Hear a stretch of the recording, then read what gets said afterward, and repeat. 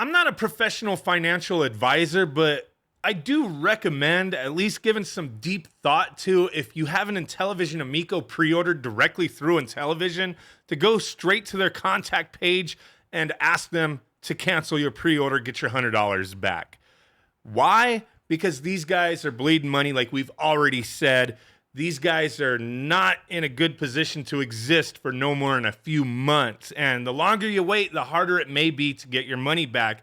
And if you're somebody who is hell-bent on getting one of these, you do have other options where companies will, do pre-orders, not take money up front. Not that I love GameStop or anything. I don't, but I feel more comfortable doing a pre-order with them than giving somebody $100. So for the second time, yeah, I have canceled my pre-order, or at least put in a request. I may go the GameStop route if this thing eventually comes out, but my faith has completely diminished. It's gone. I have no faith with these guys. So today, I wanted to take a quick look at this lengthy as fuck examination of Intellivision's viable path forward, posted by Gatoroos on the Intellivision_Amico Reddit page. So I'll put a link directly to this so you could interact with this post, drop a comment, do whatever. I'm not going to read everything here, but there's a lot of great information explaining like how everything looks. Really the information from the SEC filing, which I believe was like 70 plus pages. So a lot of information to digest there. And this does a good job of breaking down some of the more important points, right? So the too long didn't read part of it because this is a long ass post here with tons of great information. They admit Intellivision needs a $10 million investment immediately, which will still result in a zero net profit. And within a year, we'll also need an extra 25 to 35 million to effectively meet retail. So here are the revelations from the SEC filing that are the real problems. They have 1 to 2 months cash to fund day-to-day operations, which from the previous stuff we looked at, it was saying like, yeah, early summer, these guys are out. Like there's no way they can stay in business if they don't have money coming in. And with that Start Engine crowdfunding campaign, with the early bird specials, holy crap, like that's not going to happen. They've barely gotten any interest in that so far. They do not have their manufacturing contracts secured yet. This thing was supposed to come out 5 times ago. There's been like 4 or 5 delays. This is supposed to come out like almost like 2 years ago type of thing. Like this was supposed to have been out, but nothing was actually ready. So all the excuses that they've given over time, chip shortages, and I already know people are like, the pandemic and chip shortages. Yeah, that's a valid, excuse like once or twice. But when information comes out to show that that's really not the case, like you got to stop using the chip shortage. You don't have anything ready. You don't have contracts secure. The system OS and firmware is not done. They need 1.6 million to complete it. They have multiple agreements with horrible terms, 15% revenue share to Republic, crowdfunding on direct console sales, and $100 per console fee paid to a director for $675,000 loan until it's repaid. He also received the $202,000 loan fee, which equates to about 30% interest rate, because you get a credit card nowadays, you get like a 29.9% interest rate. It's because you have bad credit. You know what I mean? They're high risk.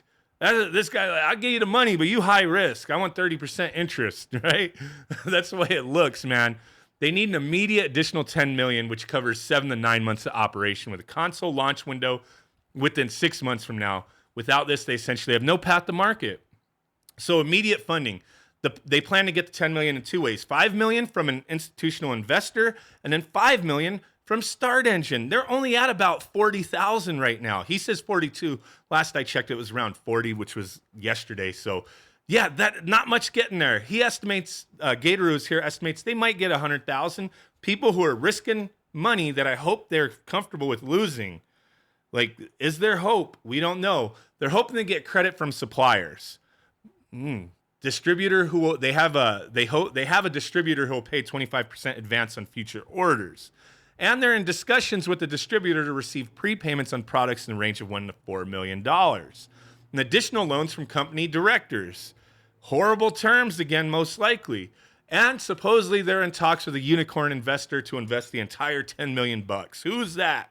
Who's going to give them $10 million? And if they do get that $10 million from whatever source, unicorn investor, otherwise, they win the lottery, they still need $500K from Start Engine at minimum. And they pay fees Start Engine as well. So if they can't get that unicorn investor, this may not happen, and it doesn't look good. So what happens if they fail to get the $5 million from Start Engine or for somewhere else? This is the fees that they're going to spend the cash on. This is what they're going to spend it on. Marketing, $900K. No new customers. They don't get it. $825K on game development. They don't get that. No new games to sell. $650K on capital for manufacturing. They don't get that. No new consoles. $1.6 on internal development. For the back-end cloud system, optimizations, OS, all that. If they don't get that, they can't finish the system. There's no console.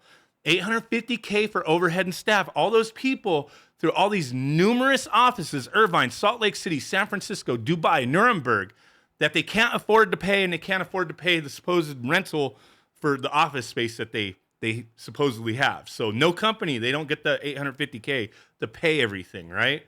This is crazy, dude. So that's the worst case scenario, and given Start Engine's flaccidity, it's starting to look like the most probable. So the plan is that they'll release console within 6 months and manufacture ship 2,000 to 5,000 consoles per month, increasing in 2023. And their new CEO, Phil Adam, has said he wasn't sure that they could even do the 2,600 Founders Editions. You got to get those out first. And if the new CEO is already saying, I don't know this is going to happen, that's a problem, man. That's a problem.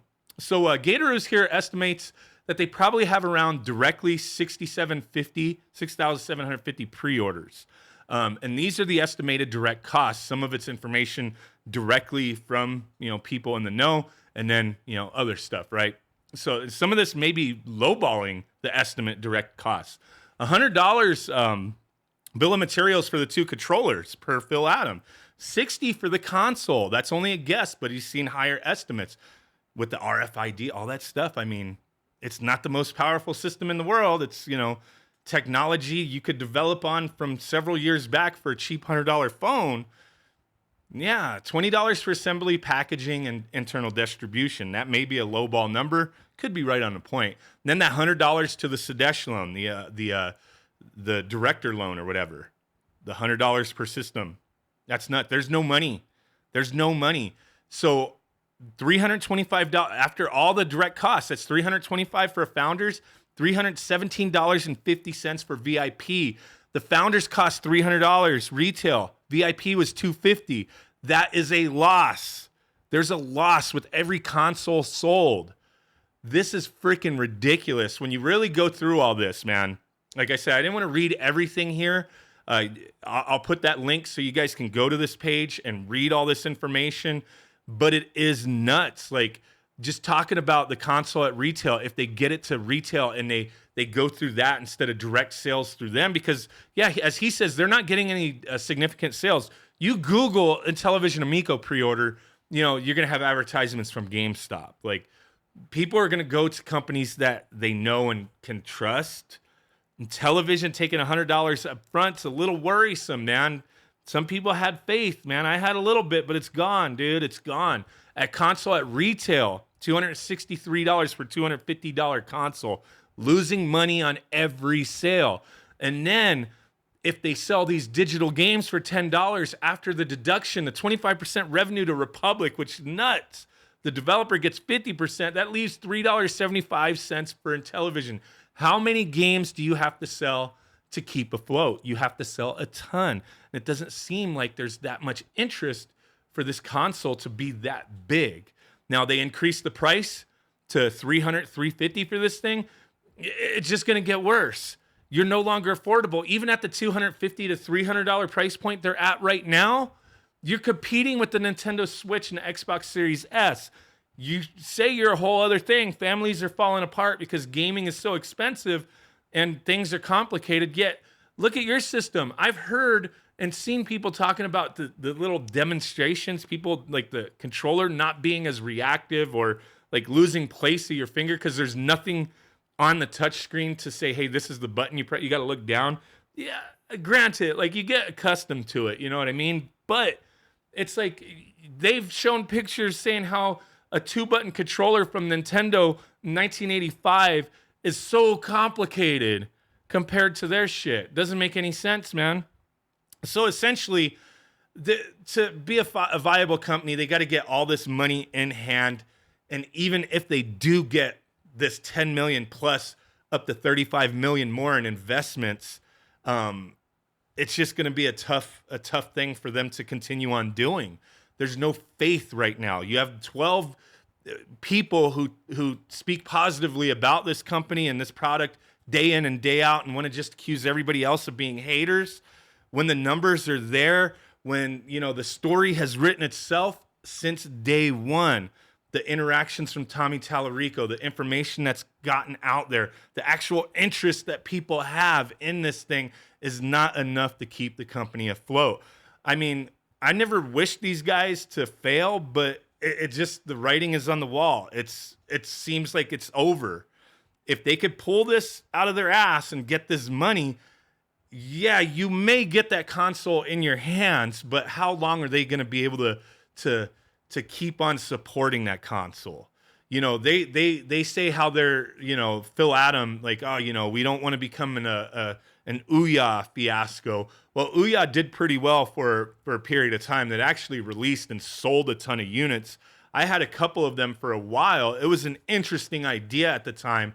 It just, over time, it kind of fizzled out, but it was exciting. Just like for some people, the Amico was exciting, but they're giving themselves too much credit saying, hey, like, we don't want to be like the Ouya. Like, you want to be like the Ouya at this point, because the Ouya was fairly successful at first.